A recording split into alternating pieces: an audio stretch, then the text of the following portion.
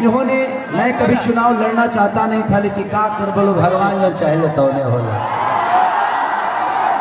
हम हमेशा दूर रहना चाहता नहीं, लेकिन शायद अभी के बिहार के बदलाव में जब भैया बोले कि ना बाबू बिहार हमें के सब भाई के मिल के बदले के, तो हम कहने की चलिए भैया का आदेश है और चाचा का आदेश है, तो महागठबंधन का हिस्सा में बोला बना भी। और मैं आज भी कह रहा हूं कि हमेशा से एनडीए के नेताओं ने जंगल राज, ये जंगल राज, वो जंगल राज। मैं आप सब उनसे एक सवाल करिए, और यहाँ मीडिया के भी लोग हैं, आप जब उनसे सवाल करिए ना तो जंगल राज के बारे में नहीं, बल्कि ये पूछिए कि उसके बाद आपने बिहार को क्या दिया है, वो बताइए।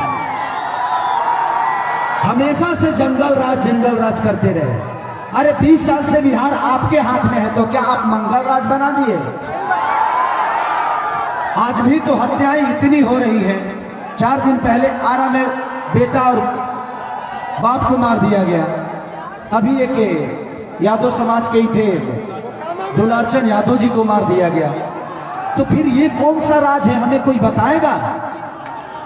अब मैं कुछ बोल देता हूं तो एक मेरे बड़े भाई हैं, कहते हैं कि मैं सनातन विरोधी हो गया। हम ही को आता नहीं कि ये भाई तुम मंदिर बनाओ, मस्जिद बनाओ, या कि स्कूलिया के तहत फूफा बनल है। बेरोजगारी के हटाई, ओकरा खातिर हमने का अमेरिका का ट्रम्प के वोट दे जा। आज बेरोजगार कौन है? जो 20 साल का बच्चा होगा वो शिक्षा से दूर हुआ है ना। और इस 20 साल माननीय चाचा नीतीश कुमार जी का सरकार था, तो पूछेंगे नहीं ये बच्चे सवाल।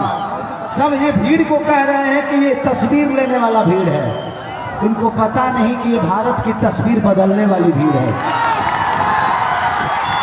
मैं नेता नहीं, मैं बेटा हूं, और राजेश भैया के लिए मैं इसलिए आया हूं कि बिहार बदल रहा है। कुछ दिन पहले छपरा में भी चुनाव था, पूरा केंद्र लग गया खेसरिया के हरावे खातिर। अब सोचो लो कि खेसरिया लो पकाता ना भारी पड़ता। अभी तक हम मैदान में उतरल आ रहे, अब उतर गए बने। ये धरती पर ना अगर बहुत आगे बढ़िएगा ना तो दुश्मन पैदा होते हैं। इसका मतलब मैं आगे बढ़ रहा हूं, और मैं ही नहीं पूरा बिहार आगे बढ़ रहा है। आज तक बताइए इस 20 साल में मैं सबसे पूछना चाहता हूं कि जात पात हटाकर जब विकास होता है ना भैया, तो अस्पताल बनता है ना, तो ये नहीं देखता है ना कि ये किस जाति के नेता ने बनवाया है। हर वर्ग के लोगों का इलाज होता है। बेहतर यूनिवर्सिटी बनती है तो हर वर्ग के बच्चे उसमें पढ़ते हैं। अगर रोजगार फैक्ट्री लगती है तो किसी एक वर्ग का व्यक्ति उसको बनाता है।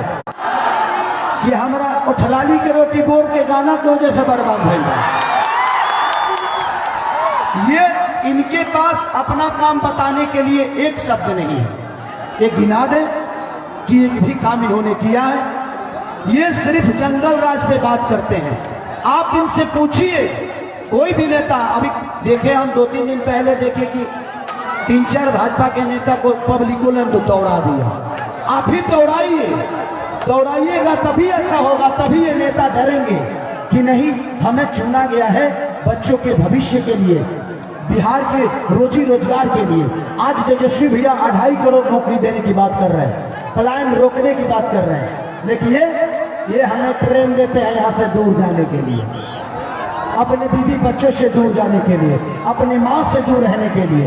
ये बताइए कि 20 साल पहले भी मुझे लगता है कि गुजरात भी हमारे बिहार की तरह ही होगा, लेकिन देखिए क्या हुआ। गुजरात में 2 लाख फैक्ट्रियां लग गई। क्या मोदी चाचा को इतना भी समझ में नहीं आया कि यार बिहार के लोग भी तो इंसानी हैं, उनके लिए भी हम फैक्ट्री लगा दें? तो हमें हमेशा से लड़ाया गया है, हमें अपनों से दूर करने के लिए व्यवस्था दिया गया है, अपनों के साथ रहने के लिए एक व्यवस्था नहीं है। तो क्या इस बार बिहार बदलेंगे हम? ये सब की क्या? मैं अगर मुंबई शहर में गया तो आपको पता होना चाहिए कि खेसारी लाल 15 साल मुंबई में गया तो वो किसका देन था? बिहार सरकार का देन था। मैं 11 में मुंबई गया हूँ। मैं भी चाहता था कि अपने माँ के आशीर्वाद लेके जब घर से निकलूं तो पूरे दिन फिर अपने माँ का आशीर्वाद लूं, लेकिन इन्होंने मेरे माँ के आशीर्वाद से दूर रखा, मेरे पापा के उस दुलार से दूर रखा, मेरे बुजुर्गों के आशीर्वाद से दूर रखा। ना इन्होंने बेहतर यूनिवर्सिटी दी, ना बेहतर अस्पताल दिया और ना ही बेहतर रोजी रोजगार दिया। क्या मैं गलत हूँ? हमारे जितने भी यहाँ बिहार पुलिस के कर्मी हैं जो हमारे लिए अपने त्योहार छोड़ देते हैं, ये अपना होली नहीं मनाते, हमारे लिए अपना दीपावली नहीं मनाते, छठ नहीं मनाते, इनका 2004 से पेंशन रुका हुआ है। सोचिए कि जो आदमी हमारे लिए इतनी कुर्बानी देता है, इनका पेंशन तक रुक गया है। मैं वादा करता हूं फौजी भाइयों के लिए कि हमारी सरकार तो बनी रही है, आप लोग चिंता मत करिए, आप लोग का पेंशन लागू हम कराएंगे। और मैं इतना अपने बिहार पुलिस के जवानों के लिए करूंगा कि भैया से कह के आपके घर से 60 किलोमीटर की दूरी पे आपकी पोस्टिंग हो, ताकि आप अपने बीवी बच्चों से मिल सकें। पहले हम दौड़ियो जाता नहीं, हम दौड़े खातिर फौजी के तैयारी कर रहे, निकालियो लगे रही हो गई रहे। लेकिन भाई एने हम एको बार ना देखने कि बिहार पुलिस के दौड़ कहीं होता नहीं। काहे ऐसे होता? तो जब ये लोग अपने लिए बेहतर अस्पताल नहीं बनवाए तो हमारे बच्चों के लिए बनाएंगे?